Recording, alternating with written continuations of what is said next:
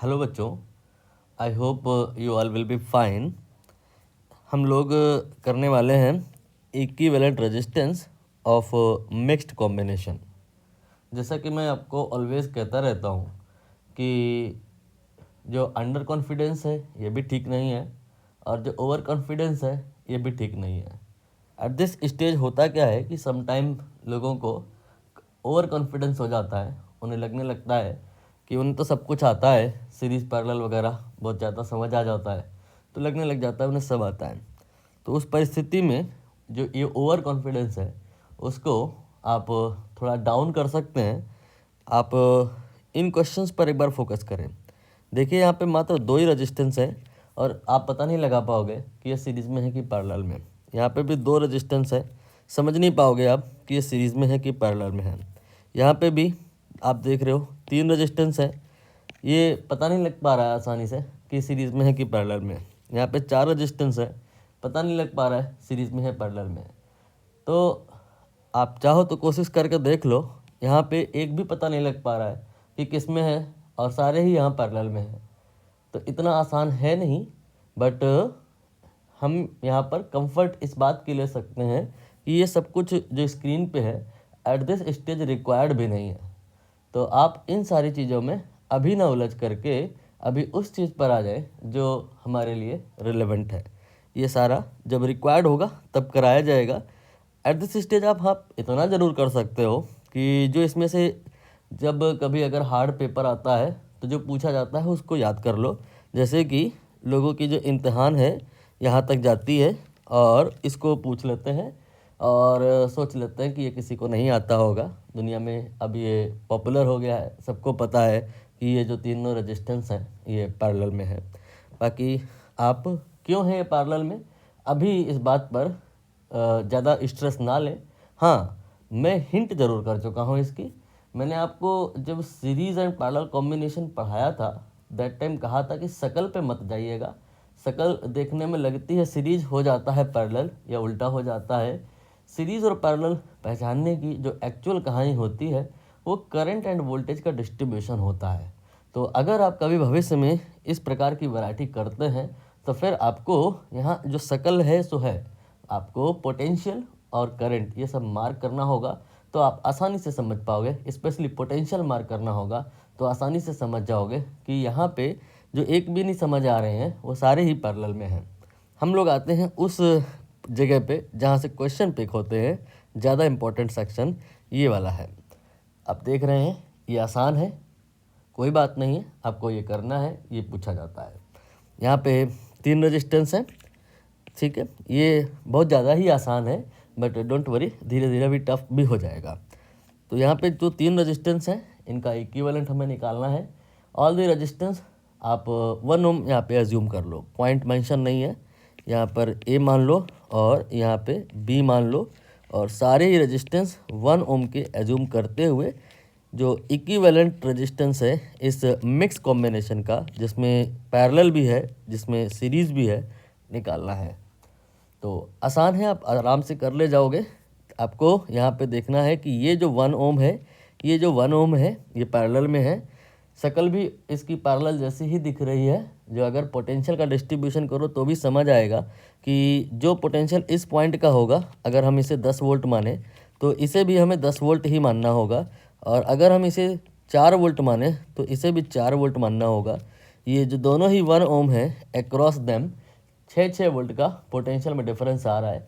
Potential difference अगर same आ रहा है तो ये मैसेज है कि ये जो रेजिस्टेंसेस हैं ये पैरेलल में हैं, लिहाजा आप इन्हें पैरेलल इक्विवेलेंट का जो डोज है वो दे सकते हैं। ये जो 1 ओम है दैट वन, इसे तो आप ऐसे ही बना लो, इन दोनों की जगह एक सिंगल रेजिस्टेंस बना लो, that will be equivalent, parallel equivalent of this two. 1 and 1 का पैरेलल इक्विवेलेंट ये 0.5 आएगा। सिंपल आप 2 से डिवाइड कर दोगे तो पैरेलल इक्विवेलेंट आ जाएगा। जैसे यहाँ 5 होता तो 5/2 आता, 6 होता तो 6/2 आता। नाउ ये जो 2 हैं इन्हें देखें आप, दे आर इन सीरीज़। ये शकल भी दिखाई दे रही है सीरीज़ की ही जैसी है।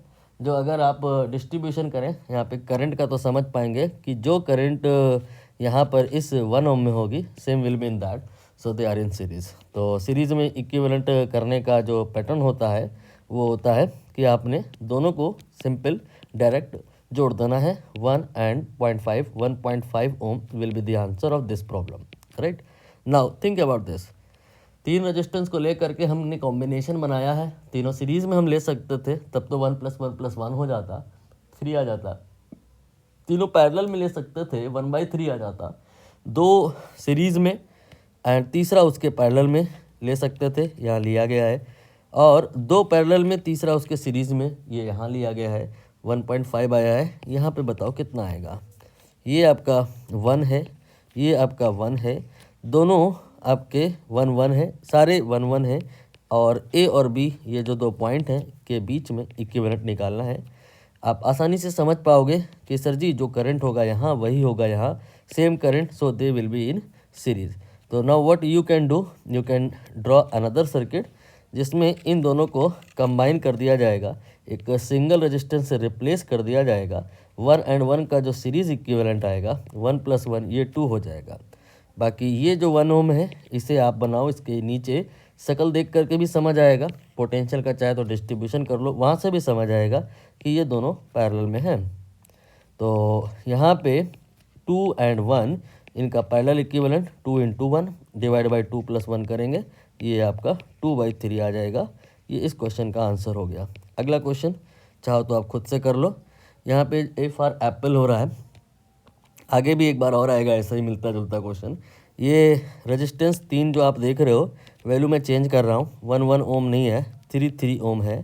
आपको between A and B equivalent निकालना है। इफ़ यू वांट, और आपके पास अगर समय है तो डेफिनेटली आपको स्क्रीन पॉज करके इस क्वेश्चन को कर लेना चाहिए। तो अगर कर लिया है तो फिर रियलाइज़ हुआ होगा क्या, nothing is different in this and in that, both are same. कैसे, देखिए ध्यान से। ये जो 3 ओम है इस पे कोई भी करंट आप रैंडम मान लो 1 एम्पियर सपोज, तो जो करंट इसमें होगी, क्या ऐसा हुआ है कि यहाँ एक रेजिस्टेंस बना हो, ऐसा नहीं ना, और ये इधर इधर कहीं जुड़ा हो ना, ऐसा कुछ नहीं है। मतलब मैं कहना ये चाह रहा हूँ कि जो करंट बाबू इस 3 एम्पियर में होगी ना वही इसमें भी होगी। If they carry same current they will be in series. So we can do what? We can combine these two and make a single resistance for this. But अभी थोड़ी आपको इश्यूज आ सकते हैं, तो आप पॉइंट को दोबारा से नेम कर लें। इसे A मान लें और इसे B मान लें। मान सकते हो क्योंकि यहाँ दोनों पॉइंट के बीच में कोई रेजिस्टेंस नहीं है, तो हर जगह A लिखा जा सकता है, यहाँ हर जगह B लिखा जा सकता है। तो ये जो आपका 3 है, ये जो 3 है, ये दोनों सीरीज में है, मैंने साबित किया। इनका इक्विवेलेंट 3 + 3 6 आएगा। वो इक्विवेलेंट जो आएगा वो कौन से दो पॉइंट के बीच में लगाया जाएगा, think about that. Always we have to be alert about 2 point जिसके क्रॉस चीज़ें लगी हुई हैं या हम लगाने वाले हैं। यहाँ पे 3 + 3 करके जो 6 आएगा वो इन्हीं ए और बी के बीच में लगेगा।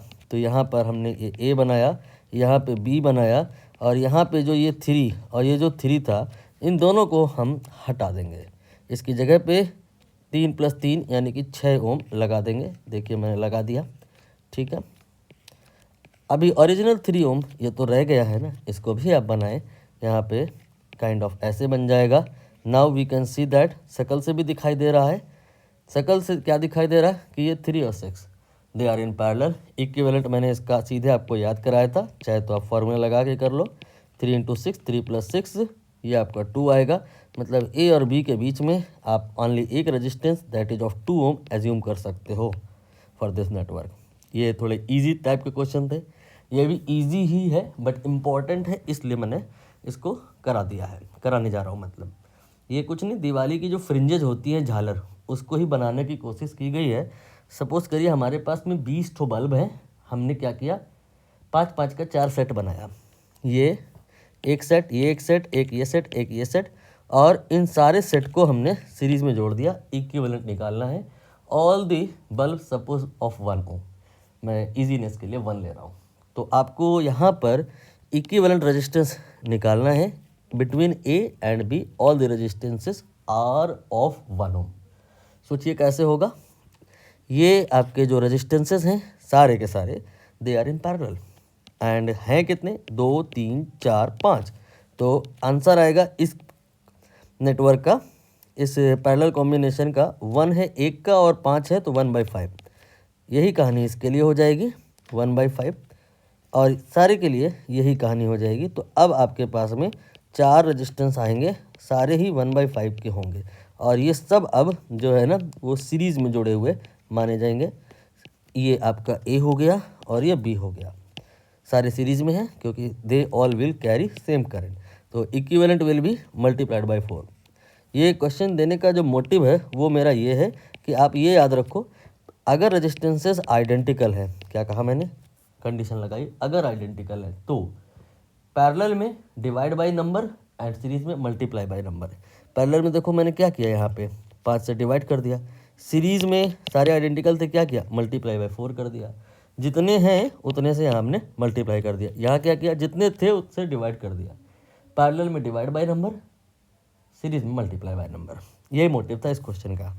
बाकी इस क्वेश्चन में वेरिएशन भी ले सकते हैं, जैसे बीच में यहाँ एक और रेजिस्टेंस लगा दिया तो उसको भी इंक्लूड कर लेना, यहाँ पे कहीं पे इंक्लूड हो जाएगा, जो वैल्यू हो उसको इनके साथ कंबाइन कर लेना, वो धीरे धीरे करके हम पिक्चर में लाएंगे।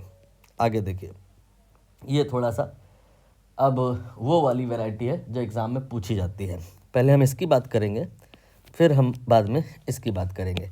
यहाँ पे सारे ही resistance let us suppose of 1 ohm, you have to find equivalent resistance. सुनिएगा ध्यान से, सारे रेजिस्टेंसेस 1 ओम के हैं, इक्विवेलेंट निकालना है। क्वेश्चन ही अधूरा है, क्वेश्चन ही इनकम्प्लीट है। बच्चे क्या है ना, क्यूरियोसिटी के चलते क्वेश्चन को पूरा नहीं पढ़ते और ऐसे ही आंसर कर देते हैं, गलत हो जाता है। कुछ लोग ये चारों को जोड़ देंगे, मल्टीप्लाई बाय 4 कर देंगे, कुछ डिवाइड बाय 4 कर देंगे, कुछ सीरीज में मानेंगे, कुछ पैरेलल मानेंगे, सब गलत है। क्वेश्चन ही अधूरा है, इस क्वेश्चन का आंसर बदल जाएगा। इस बात पे डिपेंड करेगा कि कौन से 2 पॉइंट है। मैंने अभी कहा और पहले भी 20 बार कहा, क्या, you have to always bother about 2 point जिनके अक्रॉस इक्विवेलेंट निकाला जा रहा है या निकाला जाएगा, या बैटरी लगी हुई है या लगाई जाएगी फिजिकली या मेंटली। तो यहाँ पर इस क्वेश्चन में अब एग्जाम में ऐसे आएगा, consider a square each side of 1 ohm, find equivalent across diagonal. Diagonal अगर कह रहा है तो मतलब ये ए और बी के बीच निकालिए, और अगर कह रहा है फाइंड बिटवीन एडजेसेंट, मतलब अब ए और सी के बीच में निकालिए। या फिर एग्जाम में ऐसे आएगा कि सारे नाम लिख देगा, ABCD, कहेगा RAB निकालिए, मतलब अगल बगल के जो पॉइंट हैं उनके बीच का इक्विवेलेंट निकालिए। फिर कहेगा RAC निकालिए, जो ए और सी हैं इनके बीच का इक्विवेलेंट निकालिए। हम सारी वैराइटीज़ कर दे रहे हैं। RAB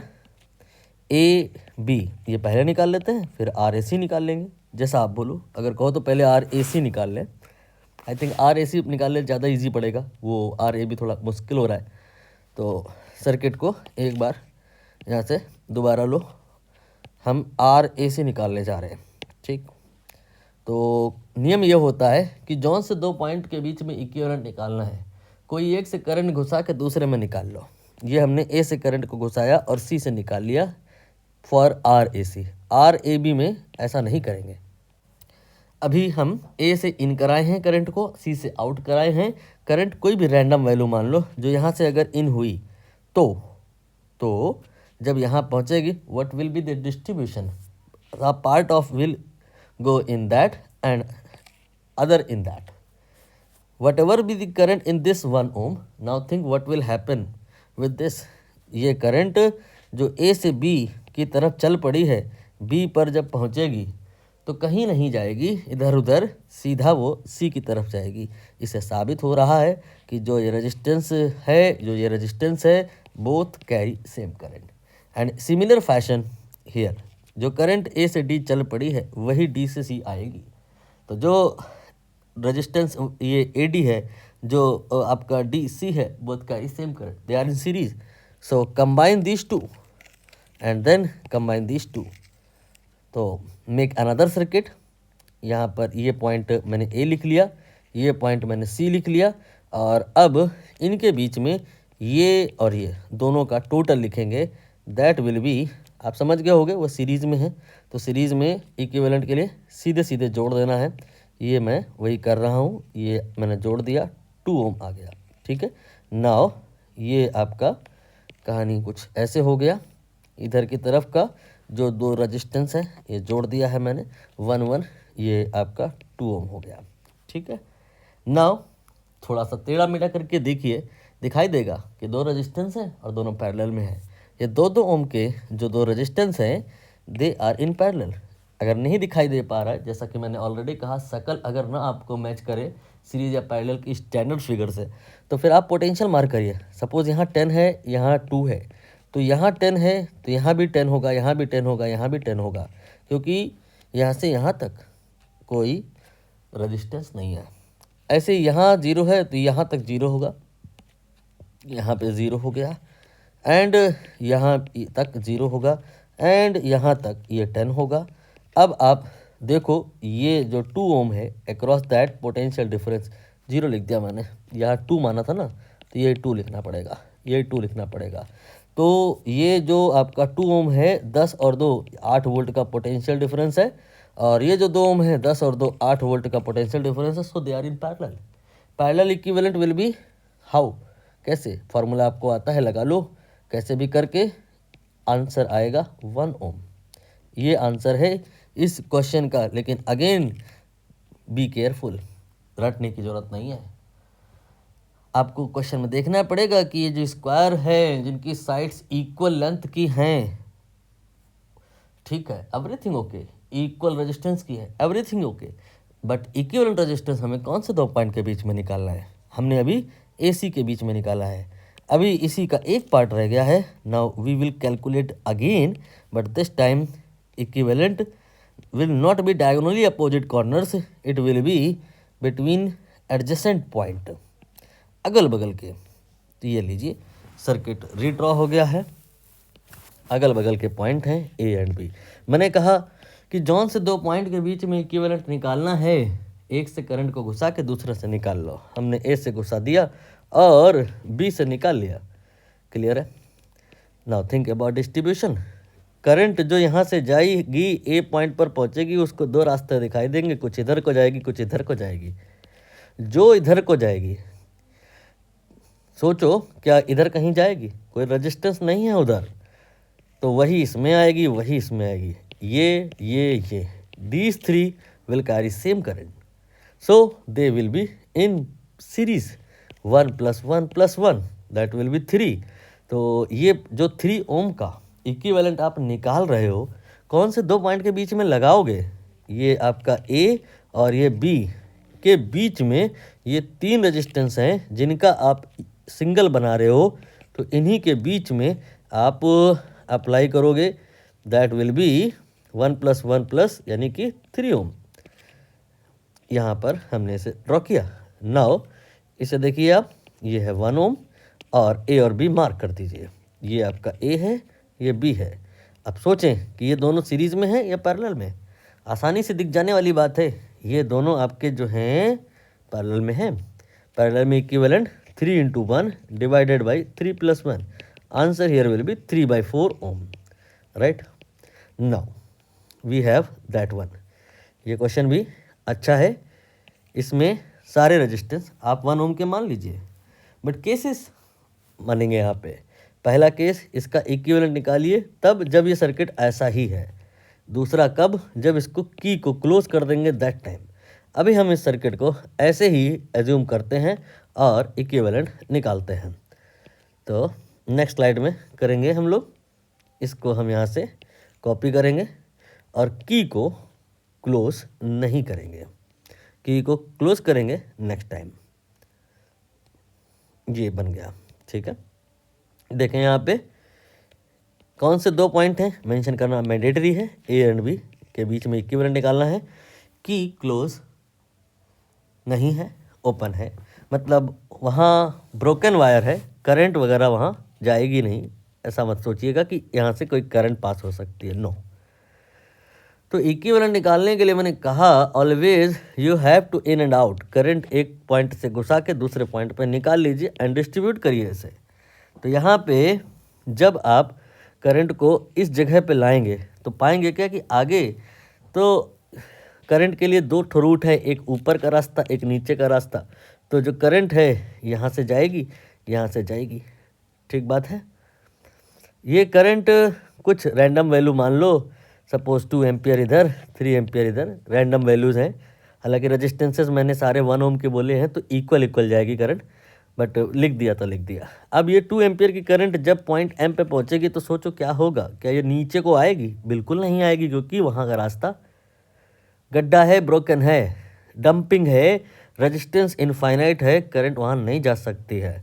तो यहाँ पे करंट सीधा निकल जाएगी, ऐसे ही नीचे करंट सीधा निकल जाएगी।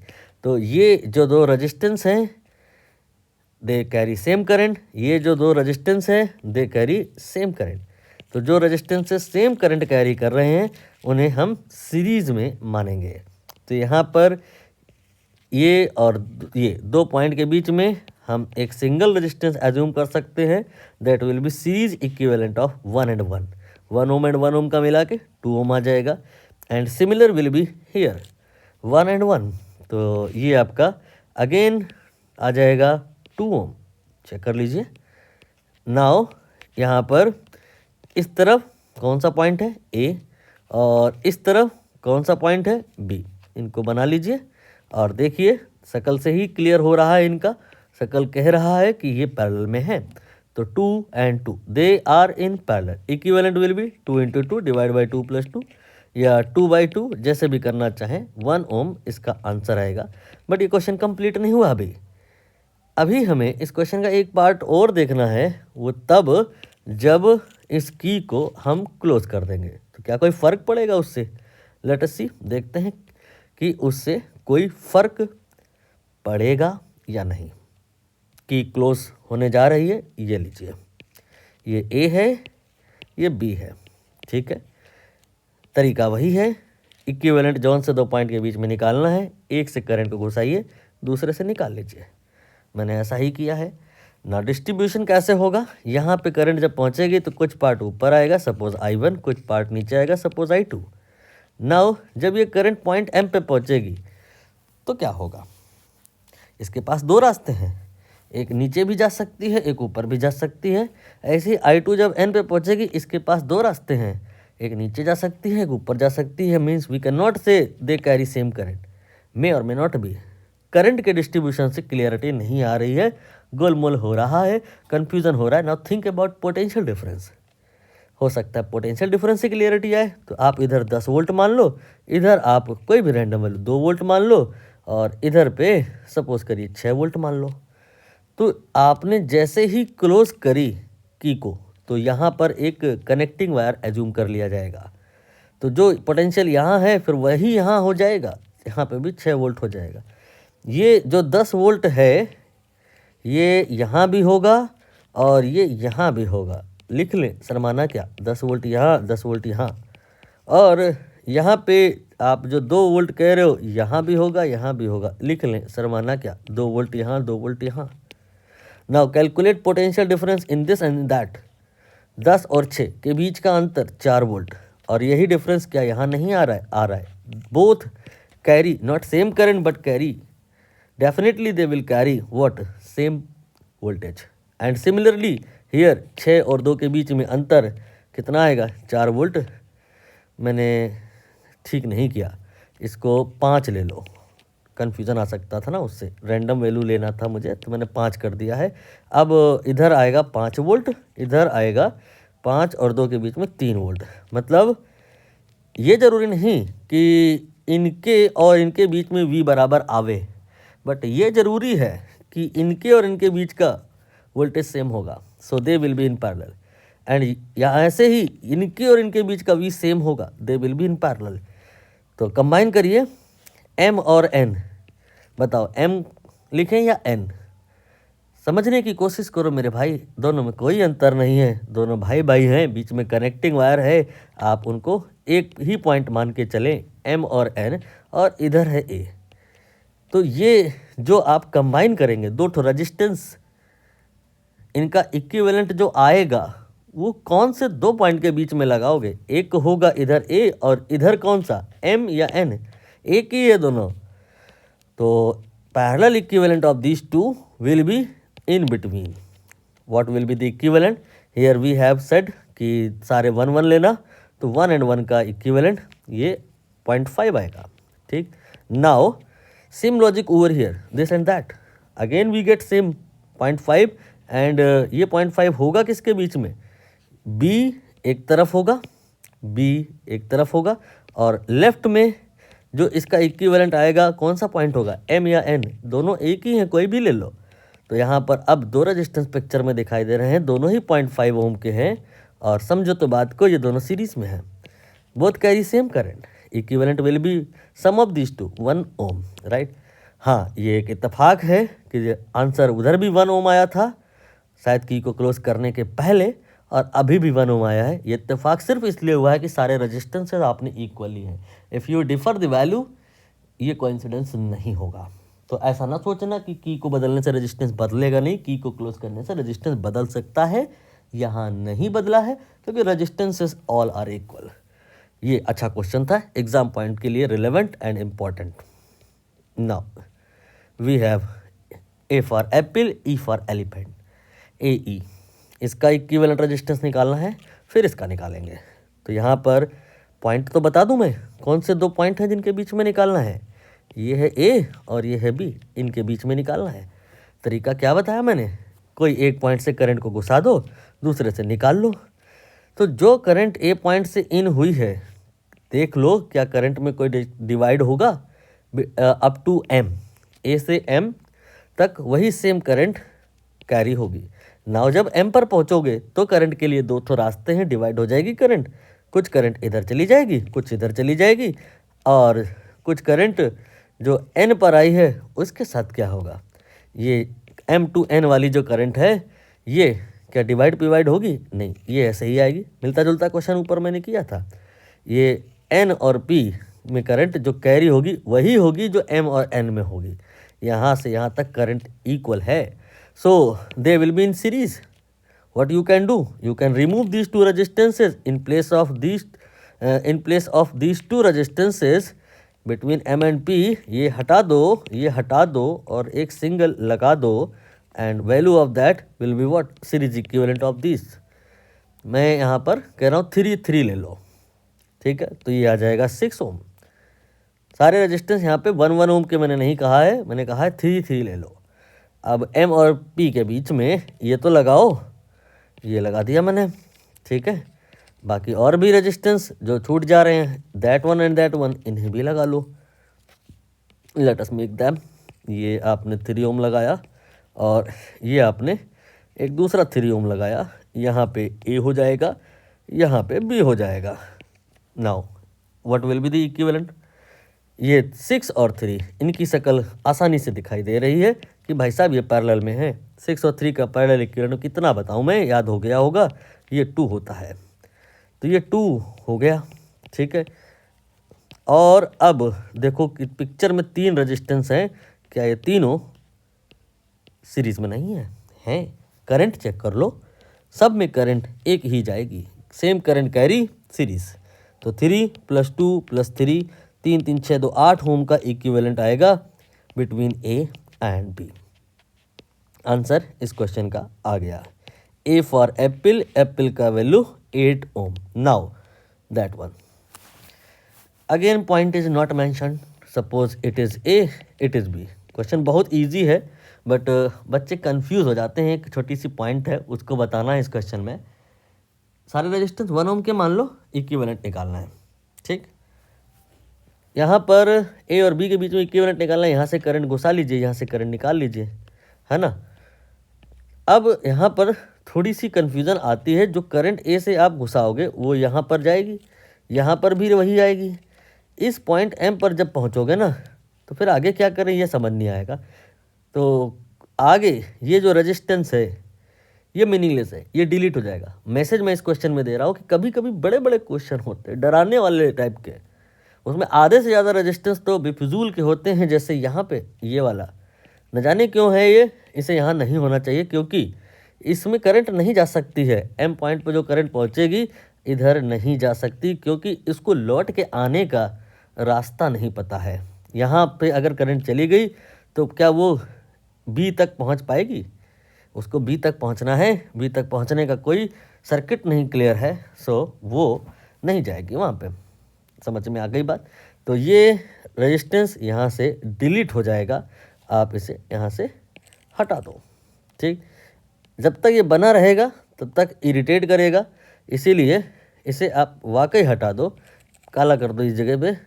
फिर देखना आपको इतनी आसानी से क्लियर हो जाएगा, क्वेश्चन इतना आसान हो जाएगा कि लगेगा कुछ है ही नहीं इस क्वेश्चन में। वाकई कुछ नहीं है इस क्वेश्चन में। देखो अब जो रेजिस्टेंस है ना, सारे के सारे सीरीज़ में है, ये। तो मैसेज क्लियर हुआ हमारे इस क्वेश्चन के माध्यम से कि कभी कभी कुछ रेजिस्टेंसेस अनवांटेड होते हैं, उन्हें डिलीट कर देना चाहिए।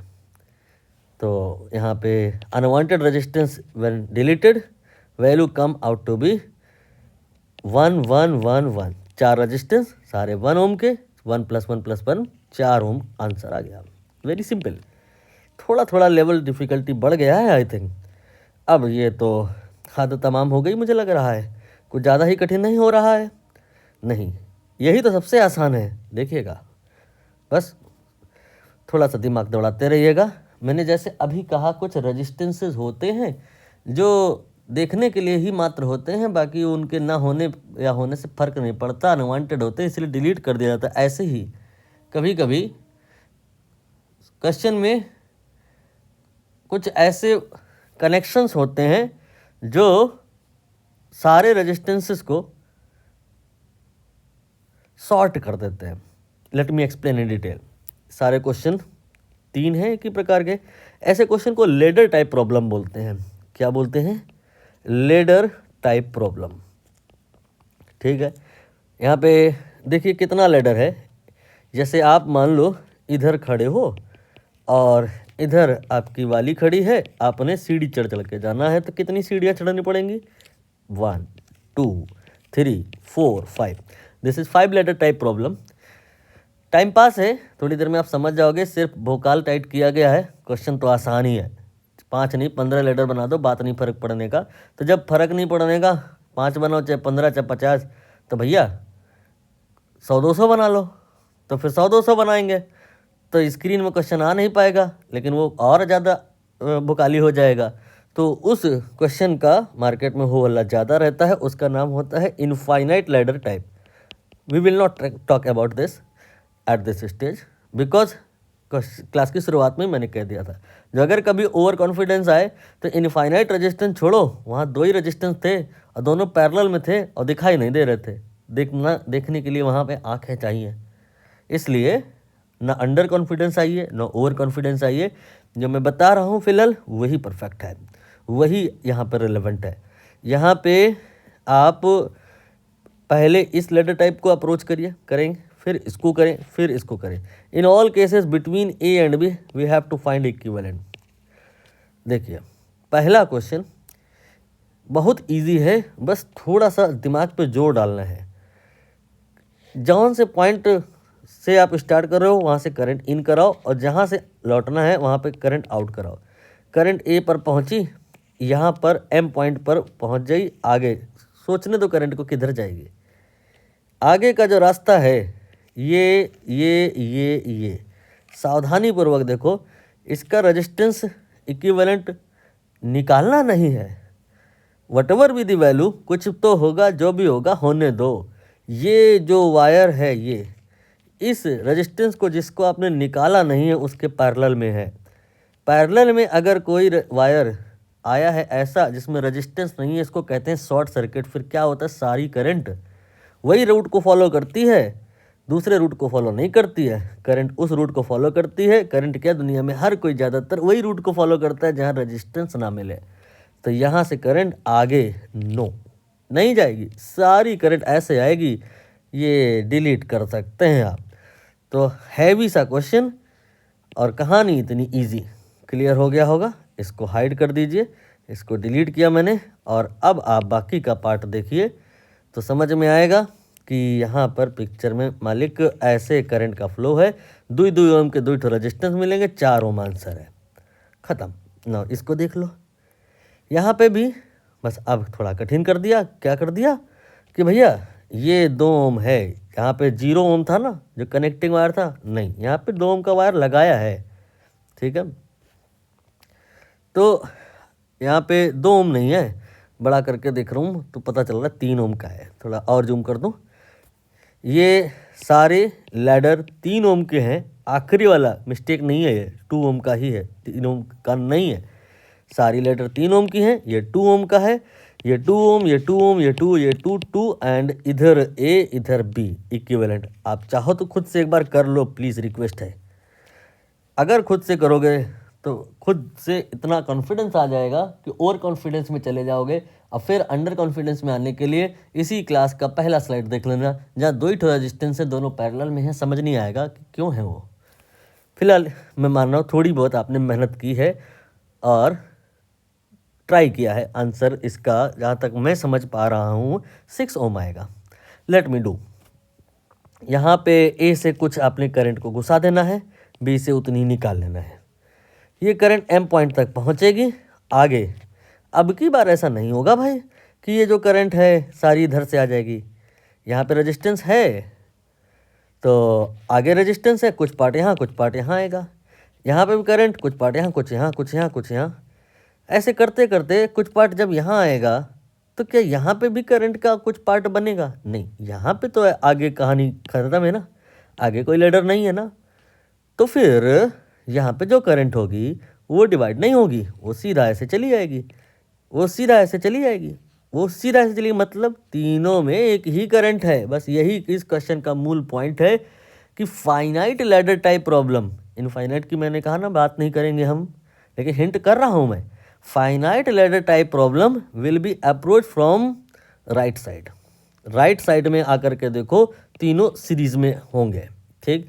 तो यहाँ पे this plus this plus this, ये तीनों सीरीज में हैं। आप इन तीनों को कंबाइन करके इनका एक बना लो तो ये 6 आ जाएगा।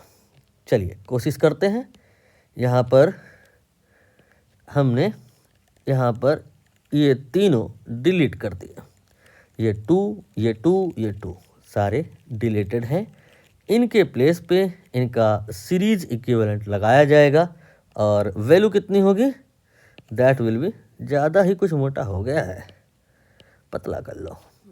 ये लीजिए मालिक 6 ओम, ठीक।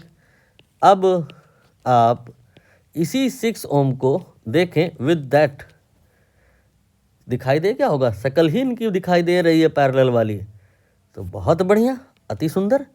जो दोनों अगर पैरेलल में हैं तो इनको आप कंबाइन कर दीजिए, इनको 3 और 6 को कंबाइन कर दीजिए, पैरेलल इक्विवेलेंट 3 और 6 का।